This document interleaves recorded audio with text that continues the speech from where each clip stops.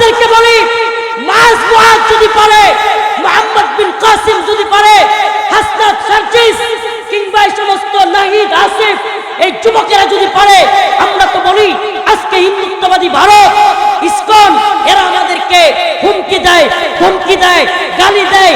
এদের এক একটা হকার সাংবাদিক একদিন বলে নেত্রকোনা নিয়ে যাবে, আমরা বলি তোরা আয়, পারলে আমরা যুবকদেরকে নিয়ে সবগুলোরে বাংলাদেশ সীমান্তে কেসি নিয়ে আর চাকু নিয়ে একবারে মুসলমান করে দেবে। মুসলমানের ক্ষেত্রে গরম আর মন্দির পাহারা দেওয়ার ক্ষেত্রে নরম। হ্যাঁ, কি মন্দির পাহারা দিয়ে কোনো লাভ হয়েছে নি? ওই যে আমি কইছিলাম যে ইমান আনছি কি মূর্তি পাহারা দেওয়ার জন্য নাকি, এই কথার বিরোধিতা অনেকেই করেছিল, কিন্তু দিন শেষে দেখছেন তো। আজকের আয়োজনের সম্মানিত বিশেষ আকর্ষক, যার জন্য অধীর আগ্রহে তৎপর চিত্তে আমরা অপেক্ষা করছিলাম, বিগত ফ্যাসিস্ট সরকারের আমলে যার ফ্যাসিস্ট সরকারের চক্ষুশূল হয়ে জনগণের ভালোবাসা অর্জন করতে সক্ষম হয়েছেন, সেই মহান ব্যক্তি হযরত মাওলানা রফিকুল ইসলাম মাদানী দামাত বারাকাতুহু। নারায়ে তাকবীর। আসসালামু আলাইকুম ওয়া রাহমাতুল্লাহি ওয়া বারাকাতুহু।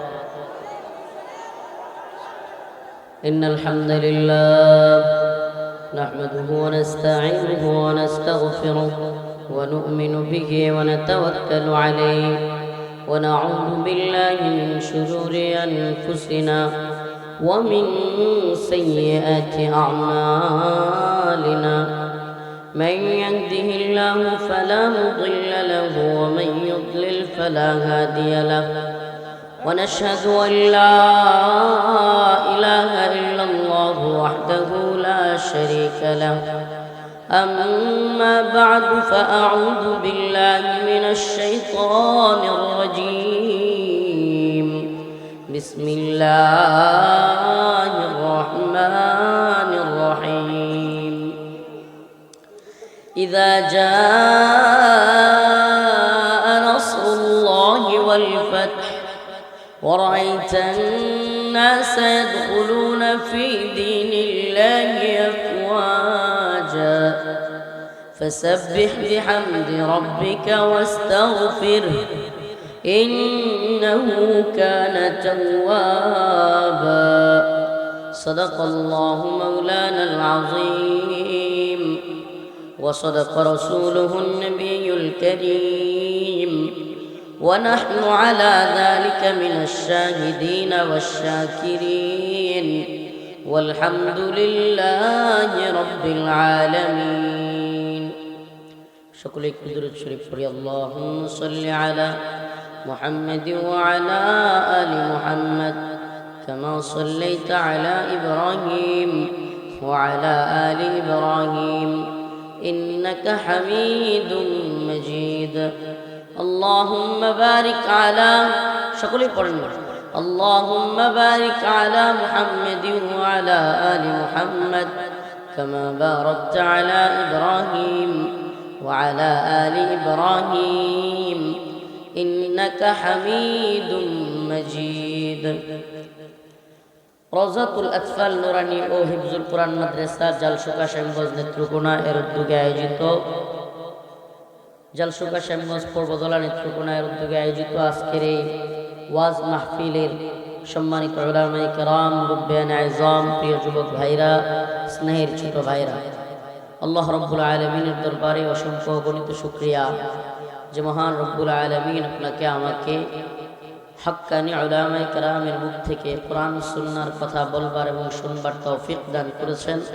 সেজন্য অন্তরের অন্তঃস্থল থেকে কালিমাতুশ শুকর আদায় করে স্বতঃস্ফূর্ত আওয়াজ করে বলি আলহামদুলিল্লাহ। প্রিয় উপস্থিতি, আজকে আপনারা যে আয়োজনটা দেখতেছেন, এই আয়োজনটা আমার এই ভাই দুলাল ভাই, উনি আজকের এই আয়োজনের এই মাদ্রাসার আব্দুল্লাহ মামুন দুলাল, উনি এই মাদ্রাসার প্রতিষ্ঠাতা পরিচালক। আল্লাহ ভাইয়ের মাদ্রাসাকে কবুল করুন।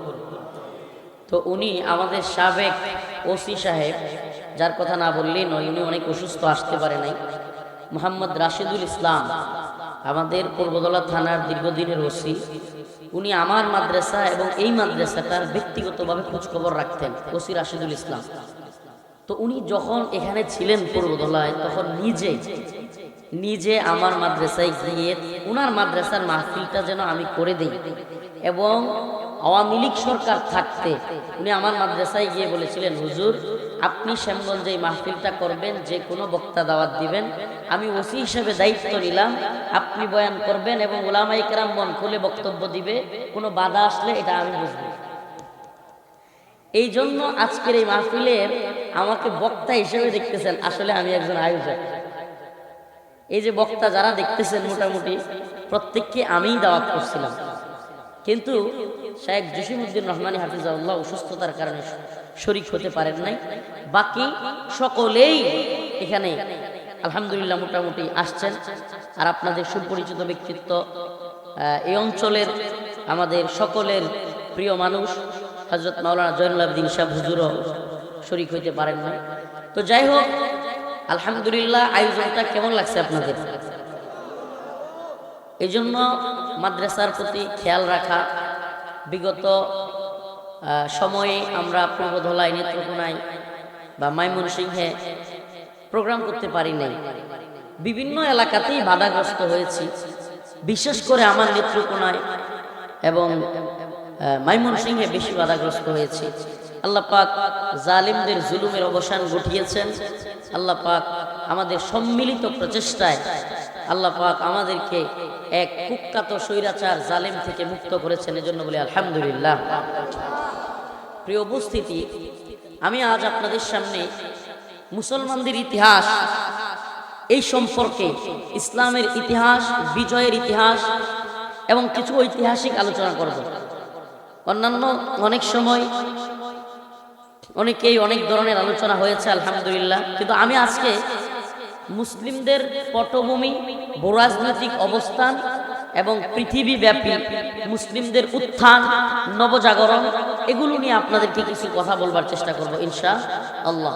সূরাতুন নাসর, আমি যে সূরা তিলাওয়াত করেছি, আল্লাহ রাব্বুল আলামিন এই সূরার মধ্যে বলেন, ইযা জাআ নাসরুল্লাহি ওয়াল ফাth ওয়া রাআইতান নাসা ইয়াদখুলুনা ফি দীনিল্লাহি আফওয়াজা فسبح بحمد ربك واستغفر إنه كان توابا الله رب العالمين سورة النصر المد بولين إذا جاء نصر الله যখন আল্লাহর পক্ষ থেকে সাহায্য চলে আসবে, ওয়াল ফাত, তখন বিজয় চলে আসবে। সুবহানাল্লাহ। মুজাহিদরা কখন বিজয় পাবে? যখন আল্লাহর পক্ষ থেকে সাহায্য, কথা বলেন না, কখন বিজয় আসবে? বিগত 15 বছরে জালিম হাসিনাকে আমরা অনেক দল, হেফাজত, জামাত, বিএনপি, বিভিন্ন দল আন্দোলন করে কেন সরাইতে পারে নাই? আল্লাহর সাহায্য আসে নাই। আল্লাহর সাহায্য, যখন আল্লাহর সাহায্য চলে আসছে, আল্লাহ পাক ছোট ছোট ছেলেদেরকে দিয়া, স্কুল কলেজ ভার্সিটির পোলাপান দিয়া আল্লাহ পাক স্বৈরাচার জালিমের পতন ঘটাইয়া দিয়েছেন। সুবহানাল্লাহ। তার মানে আল্লাহর নসরটা, আল্লাহর সাহায্যটাই হলো মেইন, কথা বলেন না, আল্লাহর সাহায্যটাই, আল্লাহর সাহায্য যখন আসে তখনই বিজয় আসে, এর আগে মুসলমান বিজয় পায় না। এই সূরা নিয়ে প্রথমত আমি আলোচনায় ঢোকার আগে এই সূরা সংশ্লিষ্ট একটা ঘটনা বলিনি। হযরত ওমর রাদিয়াল্লাহু আনহু, যার ব্যাপারে রাসূলুল্লাহ সাল্লাল্লাহু আলাইহি ওয়াসাল্লাম বলতেন, আমার পরে যদি কেউ নবী হইতো, পৃথিবীতে যদি আমার পরে আর কেউ নবী হইতো, তাইলে আল্লাহর পক্ষ থেকে নবী হতেন হযরত ওমর। লাউ কানা বাদি নবিয়ান লাকানা ওমর, যে আমার পরে যদি কেউ নবী হইতো, নবী হইতেন ওমর রাদিয়াল্লাহু আনহু। প্রিয় ভাইরা আমার, বন্ধুগণ আমার, হযরত ওমর বদরি সাহাবীদেরকে নিয়ে মাঝে মাঝে মিটিং করতেন। বদরি সাহাবী কারা? বদর যুদ্ধে যারা শরীক হয়েছিলেন। বদর যুদ্ধ কি? সংক্ষিপ্তভাবে বলতেছি সবকিছু। বদর যুদ্ধ হলো ইসলামের ইতিহাসের প্রথম জিহাদ, প্রথম যুদ্ধ। সেটা কেমন যুদ্ধ ছিল? আত্মরক্ষামূলক নাকি আক্রমণাত্মক? আক্রমণাত্মক। জিহাদ দুই প্রকার। ইসলামে জিহাদ কয় প্রকার? ইসলামে জিহাদ কয় প্রকার? শুধু কি মায়ের খাওয়া সুন্নত নাকি দেওয়াও সুন্নত? মায়ের খাওয়া সুন্নত না মাঝে মাঝে দেওয়াও সুন্নত? মার খালি খাইলে হয় না, মাঝে মাঝে দিতেও হয়। মুমিন মুমিন রে মারবে না, মুমিন মুমিনকে মারবেন নাকি? মুমিনের জান মাল ইজ্জত সম্মান রক্ত সবকিছু অন্য মুমিনের জন্য হারাম। অন্য মুমিনের জন্য কি? আপনি অন্য কোন মুমিন মুসলমানকে আঘাত করতে পারবেন না, সম্মানহানি করতে পারবেন না, বাজারে গিয়ে হুমকি দিতে পারবেন না, অকথ্য ভাষায় গালি দিতে পারবেন না, কোন মুমিন ভাইয়ের বিরুদ্ধে গীবত করতে পারবেন না। ইজ্জত সম্মান রক্ত এটা তো অনেক দূরের কথা, মেরে ফেলা এটা তো অনেক দূরের কথা। এগুলো করা অপর মুসলমানের সাথে হারাম। কি হারাম? রাসূলুল্লাহ সাল্লাল্লাহু আলাইহি ওয়াসাল্লামের ব্যাপারে, সাহাবায়ে কেরামের ব্যাপারে আল্লাহ পাক কি বলেছেন? মুহাম্মাদুর রাসূলুল্লাহ والذين معه أشداء على الكفار। আমার নবী এবং তার সাহাবায়ে কেরাম আশিদ্দাউ আলাল কুফার, কাফের মুশরিকদের সাথে শক্ত কেমন ছিলেন? রুহামাউ বাইনাহুম, কিন্তু নিজেরা নিজেদের মধ্যে দরদওয়ালা রহমওয়ালা। সুবহানাল্লাহ। তো আমাদের সিফাত কি? রাসূলের মতো থাকবে তো, সাহাবীদের মতো থাকবে তো, নাকি মুসলমানের ক্ষেত্রে গরম আর মন্দির পাহারা দেওয়ার ক্ষেত্রে নরম? হ্যাঁ, কি মন্দির পাহারা দিয়া কোনো লাভ হইছে নি? ওই যে আমি কইছিলাম যে ঈমান আনছি কি মূর্তি পাহারা দেওয়ার জন্য নাকি? এই কথার বিরোধিতা অনেকেই করেছিল, কিন্তু দিন শেষে দেখছেন তো, দিন শেষে দেখছেন তো কথা সত্য হয়েছে কিনা? আল্লাহ নিজে যেখানে বলছে আপনি বড় বুদ্ধিজীবী, বড় উপদেষ্টা, বড় পীর, বড় আমির, আপনি বড় কিছু হতে পারেন, কিন্তু আপনার চাইতে অনেক বড় বুদ্ধিজীবী আমার আল্লাহ। আপনার চাইতে অনেক বড় বুদ্ধিজীবী কে? আপনার বুদ্ধির দৌড় এক মিনিটও নাও টিকতে পারে, কিন্তু আল্লাহ পাক জানেন এই পৃথিবীতে কার সিফাত কেমন। আরে আমি নব মুসলিমদের সাথে কথা বলেছি, নব মুসলিম ওয়াসিক বিল্লাহ নুমানি আপনাদের পূর্বতলার সন্তান, তার সাথে কথা বলে দেখেন, অন্যান্য নব মুসলিমদের সাথে কথা বলে দেখেন, ভিন্ন ধর্মাবলম্বীরা, বিশেষ করে সনাতন ধর্মাবলম্বীরা বাংলাদেশের, এদের নিরীহ যারা, এরাও মুসলমানদেরকে চরম ভাবে ঘৃণা করে। এটা নব মুসলিম যারা, তারা বলছে, আমরা বলি নাই, বলছে হুজুর এরা সামনাসামনি মুসলমানদের সাথে যতই মিল দেখাক, আড়ালে এরা ঈমানকে ইসলামকে অনেক ঘৃণা করে। আমি বলি ভাই আপনি কি বলবেন? আল্লাহ পাক নিজে যেখানে বলছেন ওয়ালান তারদা আনকাল ইয়াহুদ ওয়ালান নাসারা হাত্তা তাত্তাবিআ মিল্লাতাহুম, এরা তোমাদের প্রতি রাজি খুশি হবে না। আল্লাহ বলতেছে কে? লান তারদা, এরা রাজি খুশি হবে না তোমাদের প্রতি। আনকাল ইয়াহুদ ওয়ালান নাসারা, ইহুদি নাসারা মুশরিক, এরা তোমাদের প্রতি রাজি খুশি হবেই না। হাত্তা তাত্তাবিআ মিল্লাতাহুম, যতক্ষণ না তোমরা তাদের দলের লোক না হও। তাহলে আমরা কি হিন্দুদের দলের লোক হওয়া সম্ভব? হ্যাঁ, তাহলে হাসিনার প্রতি ভালো, হ্যাঁ আমাদের মুসলমানদের লোক না হ্যাঁ লোক? বুঝতে কি কষ্ট হয়? বুঝতে কি কষ্ট হয়? আরেকটু উদাহরণ দেই, মুসলমান একটু বুঝার জন্য একটা উদাহরণ দেই। मैदान महशर में नबी ने फरमाया जब जहन्नम आएगी और एक चीख मारेगी। रसूलुल्लाह सल्लल्लाहु अलैहि वसल्लम বলেছেন জাহান্নামের আগুন যখন হাসরের ময়দানে প্রথমবার আসবে, এক বিকট আওয়াজ হবে, ওই আওয়াজের চোটে, ওই আওয়াজের ভয়ে মানুষ দাঁড়ানো অবস্থা থেকে ঠাস করে বসে যাবে। মানুষ দাঁড়ানো অবস্থা থেকে একেবারে হাঁটু গেড়ে বসে যাবে। আমি বসাটা দেখাতে পারতাম, উপর থেকে ঠাস করে বসে যাবে।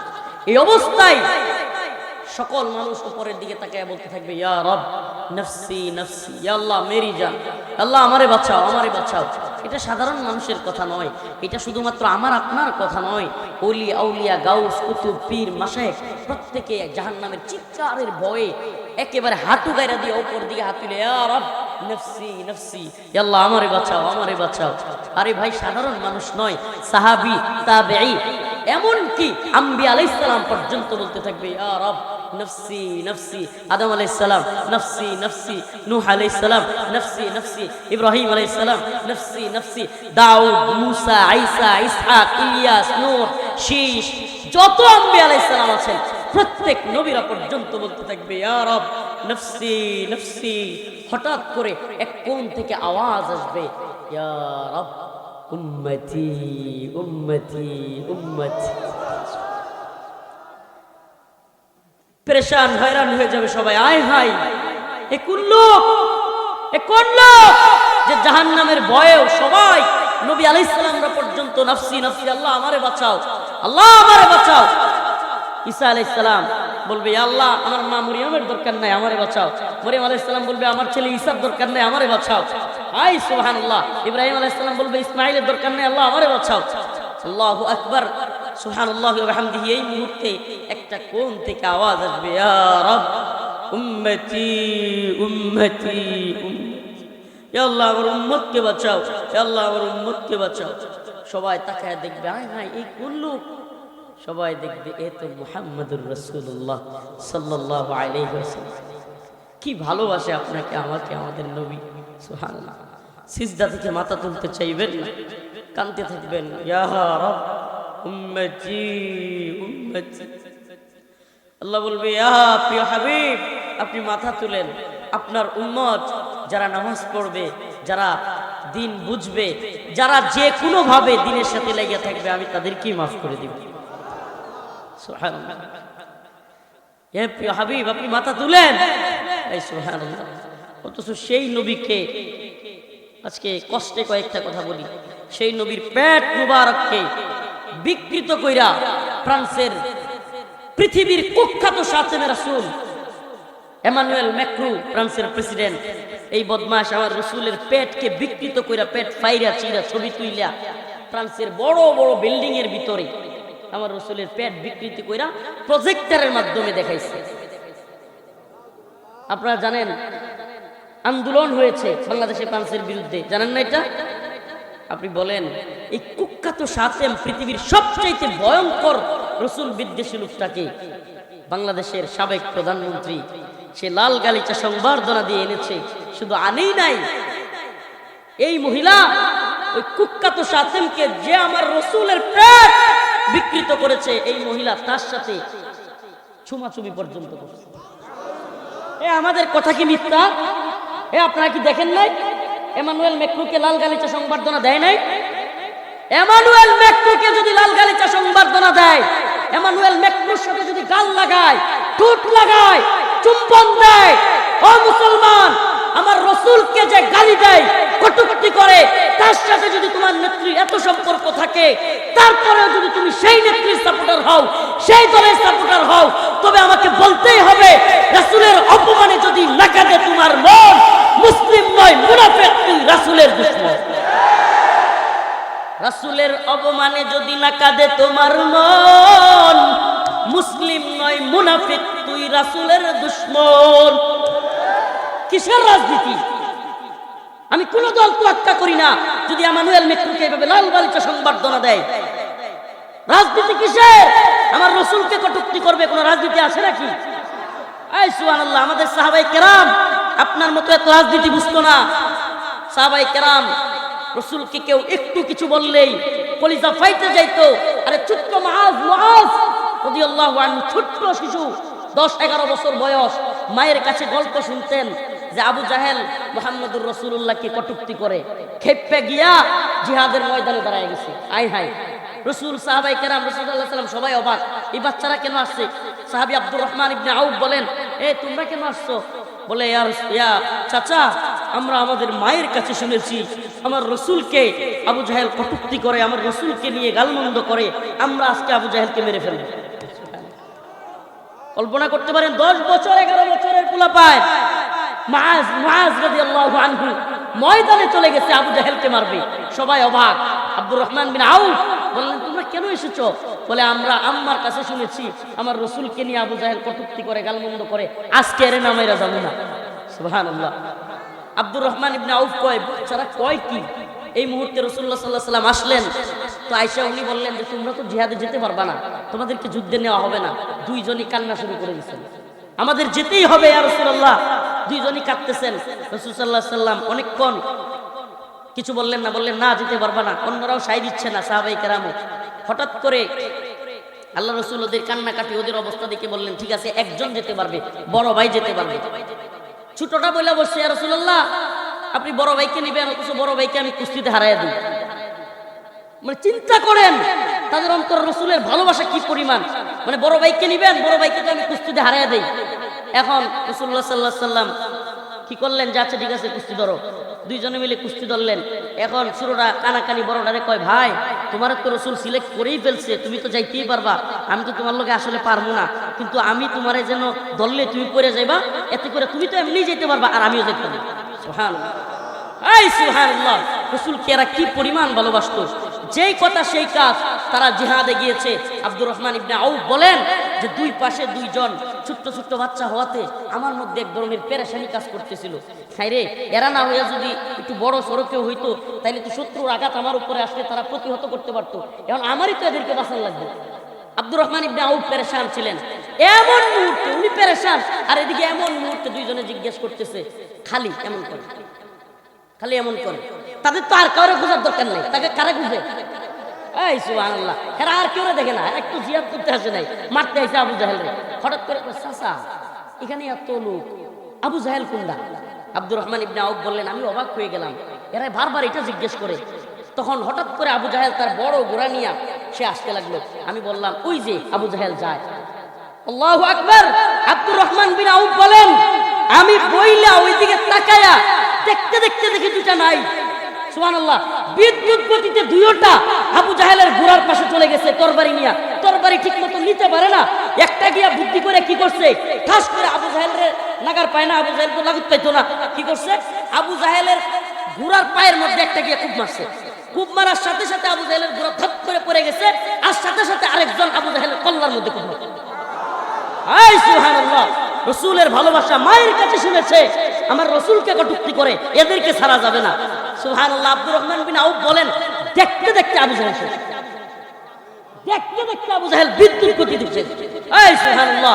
ও উম্মার যুবকেরা, তোমাদেরকে বলি, মাস মুআদ যদি পারে, মুহাম্মদ বিন কাসিম যদি পারে, হাসনাত সার্জিস কিংবা এই সমস্ত নাহিদ আসিফ, এই যুবকেরা যদি পারে, আমরা তো বলি আজকে হিন্দুত্ববাদী ভারত, ইসকন, এরা আমাদেরকে হুমকি দেয়, ধমকি দেয়, গালি দেয়। এদের এক একটা হকার সাংবাদিক একদিন বলে নেত্রকোনা নিয়ে যাবে, আমরা বলি তোরা আয়, পারলে আমরা যুবকদেরকে নিয়ে সব পুরুরে বাংলাদেশ সীমান্তে কেসি নিয়ে আর চাকু নিয়ে একবারে মুসলমান করে দেবে। বদমাইশের দল। ইনশাআল্লাহ রাজি আছেন তো? ইনশাআল্লাহ। উম্মার যুবকেরা, এটা শুধু কথার কথা নয়। আমরা যুবকদের সাথে কেন চলি, কেন থাকি? এই উম্মার যুবকদেরকে তৈরি করতেছি। প্রয়োজন হলে আমরা পালিয়ে যাওয়ার লোক নই, আমরা এই অঞ্চলে ব্যারাক তৈরি করব, ব্যারাক ইনশাআল্লাহ। আজকেও আমার মাদ্রাসায় সেনাবাহিনী আসছিল, মাদ্রাসায় খেয়াল রাখে তারা। আমাদের এই অঞ্চলের কমান্ডার উনি আয়সা অনুদান কিছু দিয়ে গেলেন মাদ্রাসার জন্য। আজকেও দীর্ঘ সময় কথা বলতেছিলাম, আমি বললাম আপনাদের এই কাজটা আমার খুব ভালো লেগেছে। শুনেন, জনবিচ্ছিন্ন কোনো বাহিনী কোনো কিছু করতে পারে না। যখন জনগণের সাথে একটা সমন্বয় তৈরি হয়, তখন এই দেশকে, এই জাতিকে, যে জাতি ঐক্যবদ্ধ থাকে, যে জাতির যুবকেরা দ্বীনের জন্য, ঈমানের জন্য, দেশের জন্য যে কোনো প্রয়োজনে রাজপথে নামতে রাজি হয়, এই জাতিকে পৃথিবীর কোনো শক্তি নাই পরাজিত করে। ইনশাআল্লাহ। আজকে যে আয়াত কারিমা তিলাওয়াত করলাম, আব্দুল্লাহ ইবনে আব্বাসের ঘটনাটা একটু বলি। ওই যে হযরত ওমরের কথা বলতেছিলাম, হযরত ওমর বদরি সাহাবীদেরকে নিয়ে মিটিং এ বসতেন, মনে আছে? মনে আছে? বদরি সাহাবীদেরকে নিয়ে মিটিং এ বসতেন। বদরের সাহাবীরা ছিলেন কিবারের সাহাবী, যাদেরকে নিয়ে বসতেন। তো এর মধ্যে একজন যুবক সাহাবী আব্দুল্লাহ ইবনে আব্বাসকে নিয়ে বসলেন। তখন আশপাশ থেকে মুরব্বীরা মাঝে মাঝে বলে যে, এই যুবক ছেলে আব্দুল্লাহ ইবনে আব্বাস, আমরা তার বাপের সমান, আপনি তারে আমাদের মিটিং এ কেন নিয়ে আসেন? এমন কথা শুনতেছেন? আব্দুল্লাহ ইবনে আব্বাস উনি ছিলেন যুবক মানুষ, উনারে কেন নিয়ে আসে? এজন্য অন্যান্য মুরব্বী সাহাবী যারা আছেন তারা বলতেছেন যে এই যুবক ছেলেকে কেন নিয়ে আসেন, এই এরকম। আব্দুল্লাহ ইবনে আব্বাস বলেন, একদিন ওমর রাদিয়াল্লাহু আনহু আমাকে ডাকলেন। আমি বুঝলাম যে উনি সবার মধ্যে কিছু দেখাইতে চান। উনি যখন গেলেন, আব্দুল্লাহ ইবনে আব্বাস সহ সকল কিবারে সাহাবী ওনাদেরকে প্রশ্ন করলেন।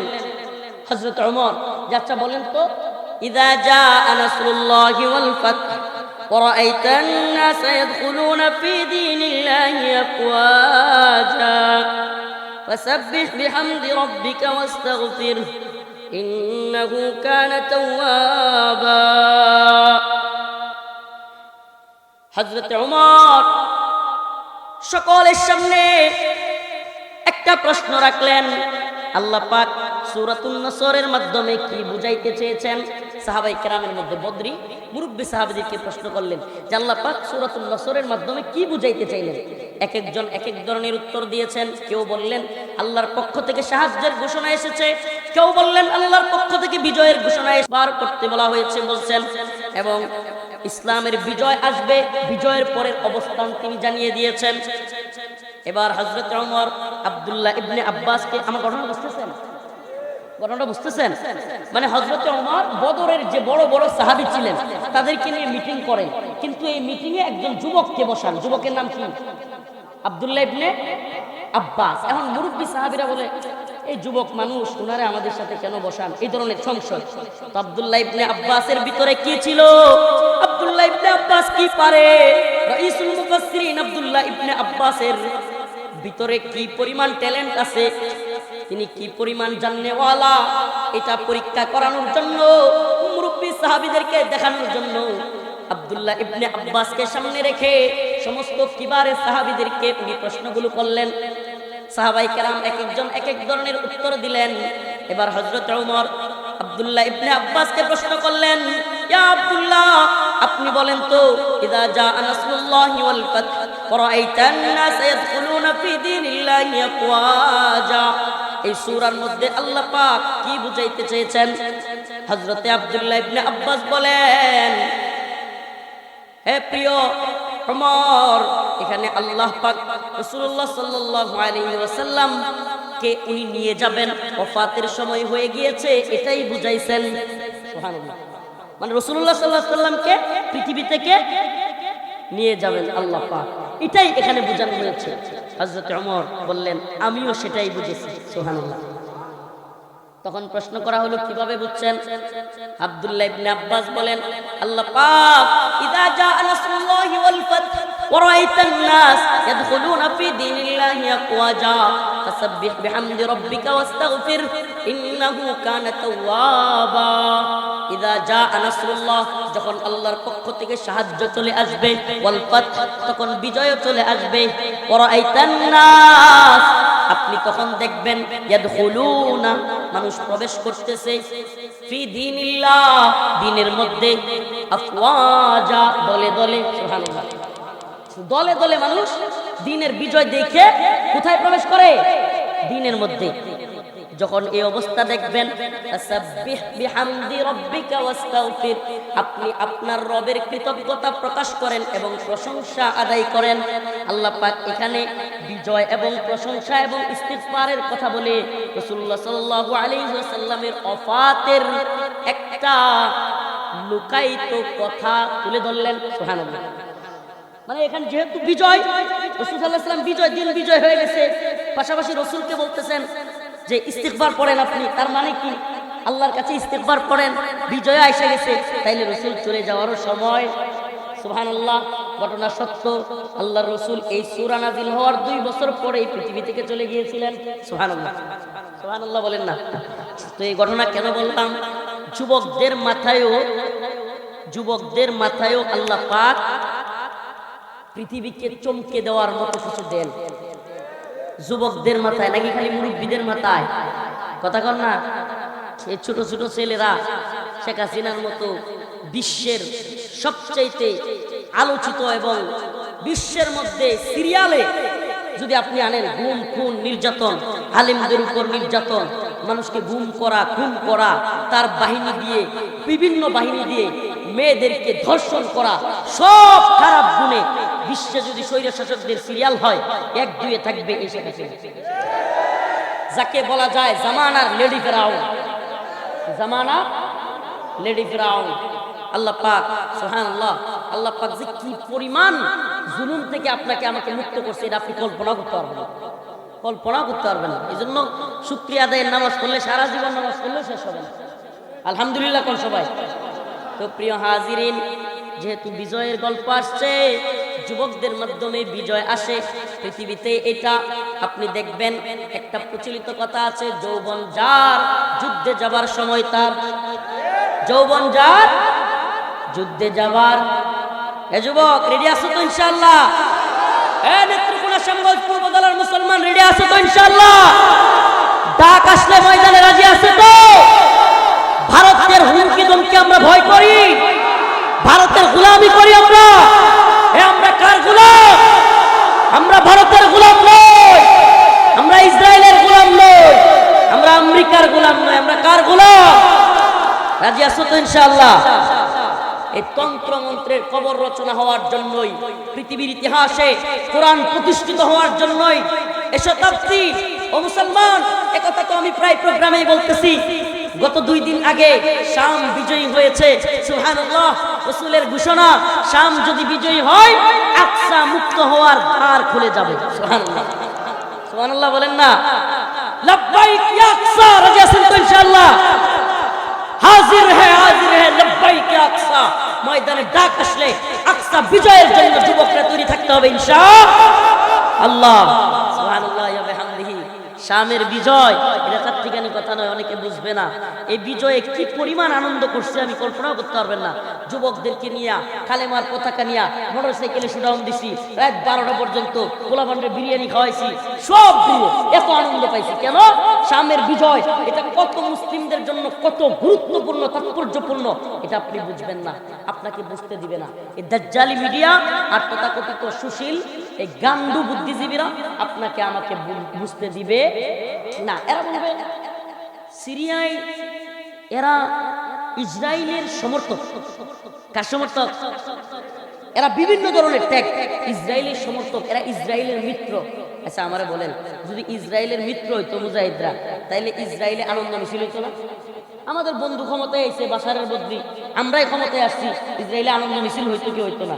এখন ইসরায়েলি ট্যাঙ্ক নিয়ে সিরিয়া ঢুকতেছে কেন? বোমা মারতেছে কেন?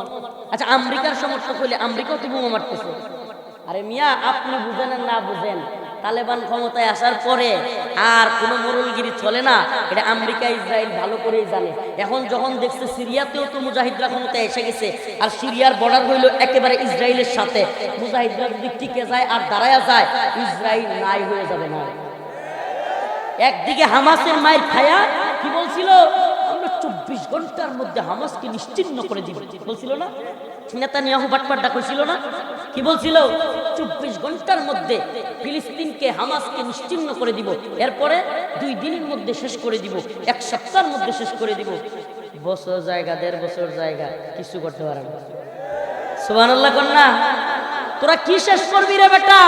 মুসলমান তো শেষ হওয়ার জন্য পৃথিবীতে আসে নাই। আল্লাহ বলেছেন কামিন ফিয়াতিন কালিলা গালাবাত ফিয়াতিন কাসীরাতান বিইذنিল্লাহ। মুসলমানদের ছোট্ট ছোট্ট দল আল্লাহর উপর ভরসা রাখলে আমি বড় বড় দলের বিরুদ্ধে আল্লাহ বলেন তাদেরকে বিজয় দান করব। সুবহানাল্লাহ বলেন না? তোরা উপর দিয়া বোম মারস, হামাসের মুজাহিদরা ভিতর দিয়া সুরঙ্গের আরেক দেশ বানায় নিছে। সুবহানাল্লাহ কয় না? মুজাহিদদের বুদ্ধি তোদের চাইতে কম না। মায়ের খায়া নাস্তা না বুঝ। এবার এরা চিন্তা করতেছে, আই হাই হামাসের মায়ের খেয়ায় যে অবস্থা, এখন যদি এদিক থেকে এসটিএস সিরিয়া থেকে হামলা শুরু করে দেয়, 2 দিক থেকে আক্রমণ শুরু হয়ে যায়, তাইলে আমাদের অবস্থা নাস্তানাবুদ হয়ে যাবে। ইরান এবং রাশিয়া থেকে যে অস্ত্রগুলো সিরিয়াতে আছে এগুলোকে তাড়াতাড়ি ধ্বংস করতে হবে। আপনারা দেখবেন মিথ্যা নিউজ আর প্রোপাগান্ডা এরা করতেই থাকবে, দিন শেষে কিছুই করতে পারবে। দিন শেষে কচু করতে পারবে, ঘোড়ার ডিম। কি করতে পারবে? ঘোড়ার ডিম করতে পারবে। আফগানিস্তানে দেখেন না মুরব্বীরা যারা আছেন রাজনীতি সচেতন, আফগানিস্তানে যখন সোভিয়েত ইউনিয়ন হামলা করেছিল, আফগানিস্তানে যখন রাশিয়া এবং সোভিয়েত ইউনিয়ন হামলা করেছিল এবং সোভিয়েত ইউনিয়নের দাম্ভিকতা অহংকার চূর্ণ বিচূর্ণ করে দিয়ে আফগানের তালেবানরা বিজয়ী হয়ে গিয়েছিল, তখন বিশ্ব মিডিয়া চোখ মাথায় উঠে গেছে গা। বিশ্বের তথাকথিত নাস্তিক পাড়া, তথাকথিত সুশীল সমাজ এদের রাশিয়ার মতো সোভিয়েত ইউনিয়নের মতো পাওয়ারফুল এদেরকে তালেবানের কুচকে কিছু ছাত্ররা এরা হারাই দিছে। এখন এটা যখন বিশ্বাস করতে পারে নাই মুজাহিদদের শক্তি, এখন এরা প্রোপাগান্ডা চালাইছে কি এই বিজয় আমেরিকা, এতে করে আফগানিস্তানে আমেরিকার হয়েছে শক্তিশালী হয়েছে, আমেরিকা উপমহাদেশে একটা শক্ত ঘাঁটি গাড়বে। আরো কত বক্তব্য দিয়েছে। আমেরিকার এই প্রত্যক্ষ এবং পরোক্ষ মধ্যে এই বিজয় আসছে, এগুলো বলছে। এগুলো যারা রাজনীতি সচেতন এরা জানে, এগুলো বলছে কি বলে নাই? প্রিয় ভাইরা আমার, বন্ধুগণ আমার, মানে মুজাহিদদের বিজয় এটা বলা যাবে না। কেন? কারণ এই গান্ডু বুদ্ধিজীবী এবং এই সমস্ত আতেল মিডিয়াগুলো এরা জানে, হাই সর্বনাশ, আমরা যদি সত্যি বলি যে তালেবানরাই রাশিয়ারে হারায় ফেলছে, তাহলে বিশ্বের বিভিন্ন দেশের মুসলমানরা তালেবানের মতো বিভিন্ন কাফের মুশরিকদেরকে, বিভিন্ন জালেমদেরকে হটায়া কোরআনের শাসন কায়েম করে ফেলবে। সুবহানাল্লাহ কন্যা, কোরআনের শাসন কায়েম হয়ে যাবে। এখন তাইলে কি করতে হবে? প্রচার করতে হবে।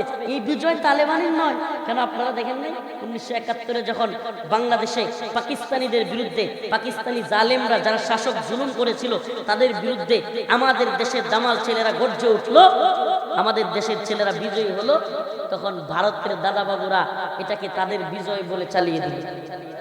দেখেন নাই? ইন্দিরা গান্ধী ভারতের পার্লামেন্টে বলেছিল 1000 সাল কা বদলা লে লিয়া। কি বলছিল? 1000 সাল কা বদলা লে লিয়া। এটাতে কি বুঝাইতে চাইছিল?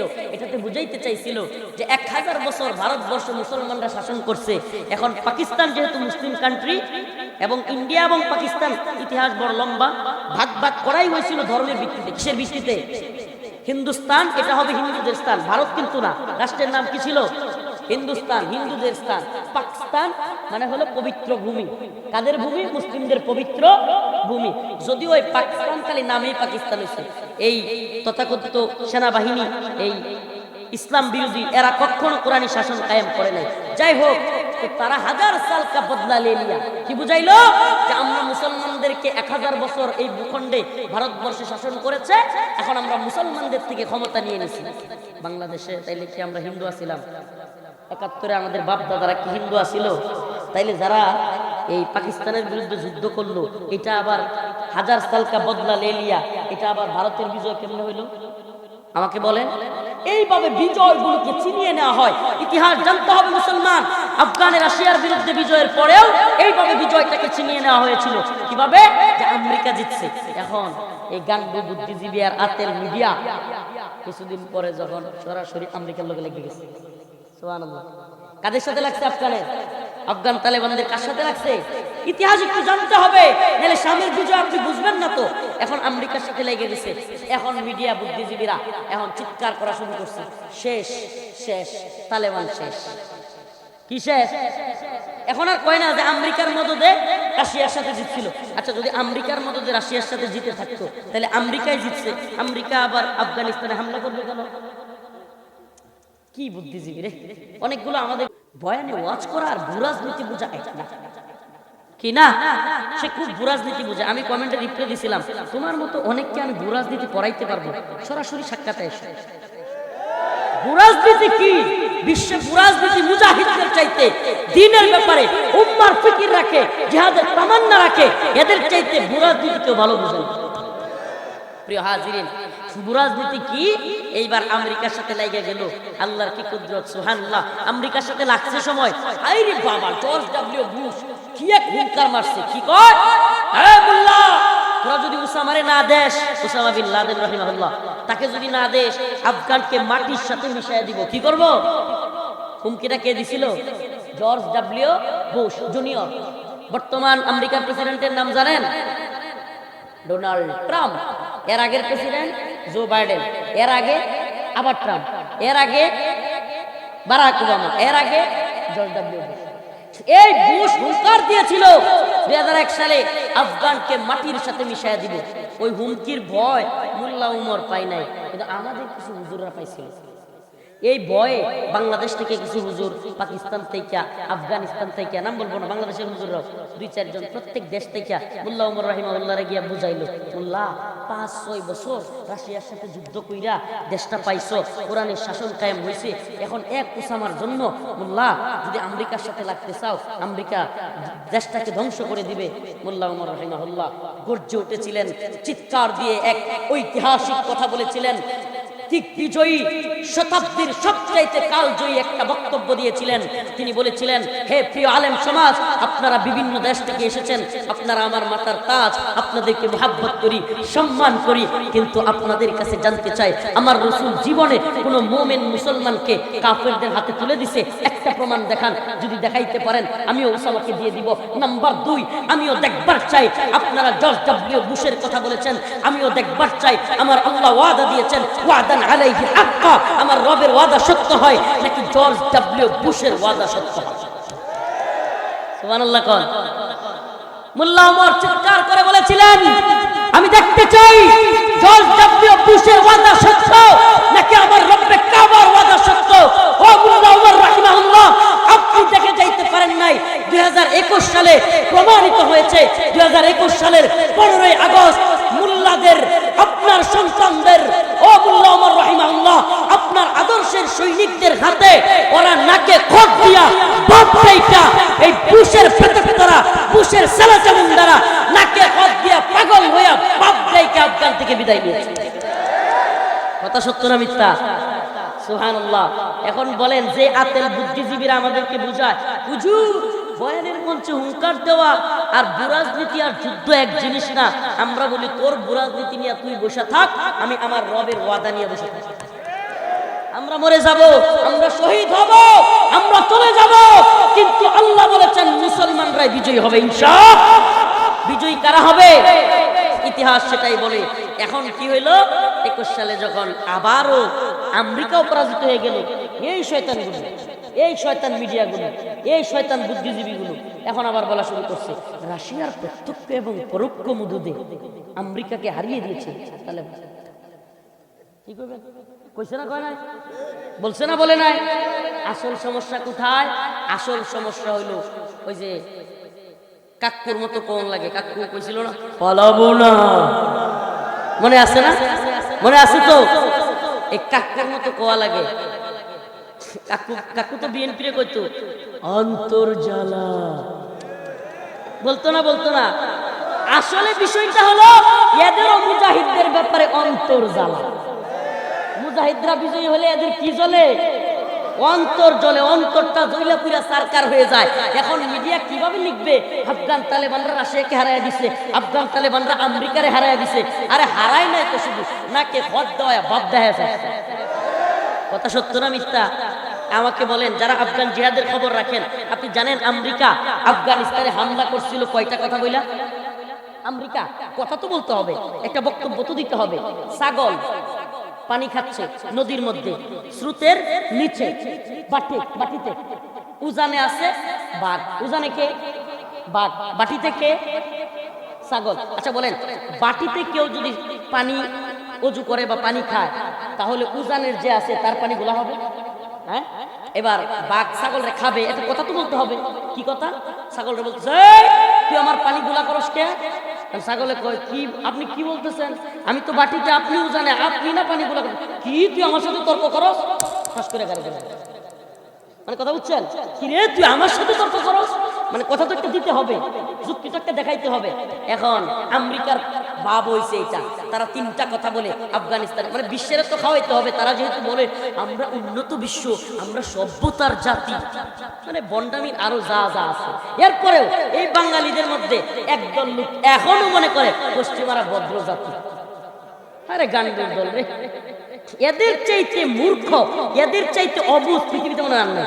এ ভাই, যেই আমেরিকা, যেই ইরান, যেই আমেরিকা, যেই ইসরায়েল, যেই ব্রিটেন, যেই জার্মানি, ফ্রান্স সম্মিলিতভাবে আফগানকে মাটির সাথে মিশিয়ে দিচ্ছে, এরা ভদ্র? কথা কেন? এরা ভদ্র? এরা উন্নত বিশ্ব? যেই আমেরিকা, যেই ব্রিটেন, ফ্রান্স, জার্মানি, ইতালি সম্মিলিতভাবে ইরাককে মাটির সাথে মিশিয়ে দিয়েছিল, সাদ্দাম হোসেনের নামে কি বলে ওয়াইপেন আছে, এক ধরনের পরমাণবিক বোমা আছে, এই সেই বলে হামলা করছে, কিছুই পাই নাই, পুরা ইরাককে ধ্বংস করে দিছে। এরা সভ্য? তাইলে আপনি সভ্যতার মিনিং জানেন না, নাইলে আপনি পাগল। হয় আপনি সভ্যতার মিনিং জানেন না, নাইলে আপনি মাথা ঠিক নেই আপনার, আপনি অন্ধ। পশ্চিমের ভালোবাসায় আপনি কি? ওয়েস্ট কিছু মানুষই আছে, ওয়েস্ট কালচার দেখলেই তার খুব একটু ইংলিশ বলতে পারলে নিজের মনে করে খুব বেশি স্মার্ট। কথা বুঝছেন? ওয়েস্টের তো এই জারুদার যেগুলো আছে জুতা মুসি এরাও ইংলিশ পারে, তাহলে ইংলিশ পারলে কি স্মার্ট হয়ে গেল? স্মার্টনেস কি ল্যাংটা থাকা? স্মার্টনেস কি অর্ধউলঙ্গ থাকা? যাক ওইদিকে গেলাম না। তো এদের স্মার্টনেস তো এই। প্রিয় হাজিরিন, এইবার তারা তিনটা কথা বলে আফগানে হামলা করেছিল। কথা লম্বা করবার সুযোগ নেই, তিনটা কথা। কয়টা? নাম্বার 1 একটা কথা, আমরা আফগানি গণতন্ত্র প্রতিষ্ঠা করব। কি প্রতিষ্ঠা করবে? গণতন্ত্র প্রতিষ্ঠা করব। আফগানের তালেবানরা হলো জঙ্গি, এরা মৌলবাদী, এরা দেশটাকে ধ্বংস করে ফেলবে। আমরা এই দেশটাকে নতুন করে গড়ব। কিভাবে গড়ব? শিক্ষায় সমান অধিকার বজায় করব, আমরা অর্থনৈতিকভাবে উন্নতি করব। তিনটা কথা। কয়টা? অর্থনৈতিকভাবে উন্নত করব, সমান অধিকার প্রতিষ্ঠিত করব, গণতন্ত্র প্রতিষ্ঠা করব। বুঝছেন তো? কয়টা? আচ্ছা আমারে বলেন তিনটার কোনটা 2021 সালে প্রতিষ্ঠিত হয়েছে? হ্যাঁ, তাইলে বাপ দেখতে পালাইছিস কেন? এখন আফগান জনগণের যে ক্ষতি করে গেছে অস্ত্র দিয়া যায়, কথা কয় না? তাইলে তোরা যে কথা বলে আসছস, হামলা করছিস একটা দেশে, বলছিস তালেবানরা জঙ্গি, ঠিক আছে মানলাম জঙ্গি, তালেবানরা হলো মৌলবাদী উগ্রবাদী, ঠিক আছে মৌলবাদী উগ্রবাদী। আচ্ছা আমাকে বল, যাদেরকে মৌলবাদী বললি জঙ্গিবাদী বললি, তাদের সাথে কাতারের দোহাই গিয়া চুক্তি কেমনে করলি? তার মানে বোঝা গেল মায়ের খাইনি সব সোজা। মায়ের উপরে জঙ্গি হইয়া যায় সঙ্গী, কথা কয় না? ঠিক মতো মায়ের করলে জঙ্গি হয়ে যায়।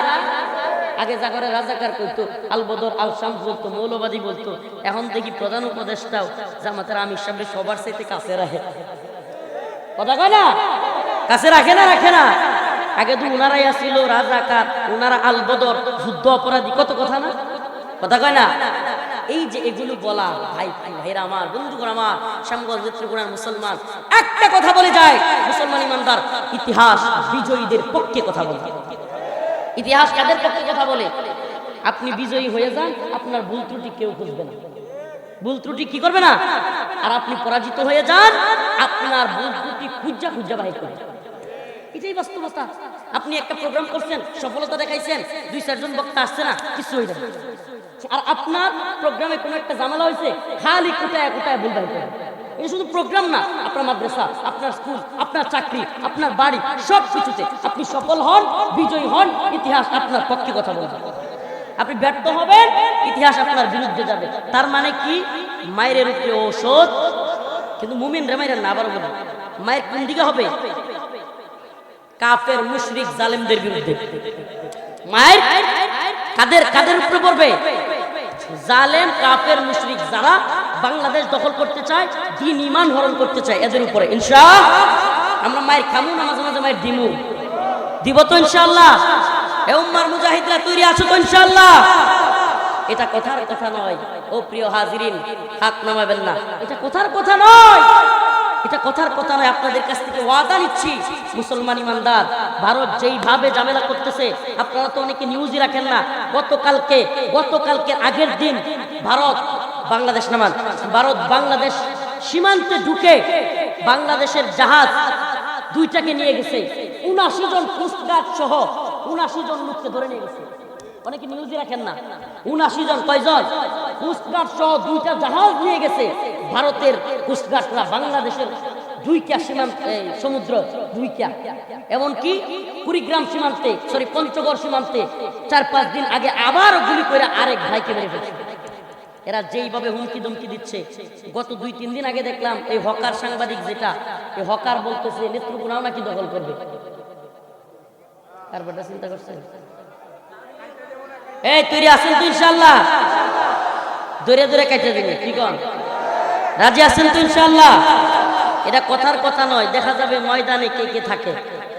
হাসিনা বিরোধী আন্দোলনে শ্যামগঞ্জে ছিলাম, যাইতে চাইছিলাম 4 আগস্ট একেবারে মূল কেন্দ্রে, ওই উপরের তাদের সাথে কথা বলি, কিন্তু আয়সা দেখি এনো শ্যামগঞ্জের মুড়ে ছাত্রলীগ হেলমেট বাহিনী রামদা ডামদা লইয়া দাঁড়ায় রয়েছে।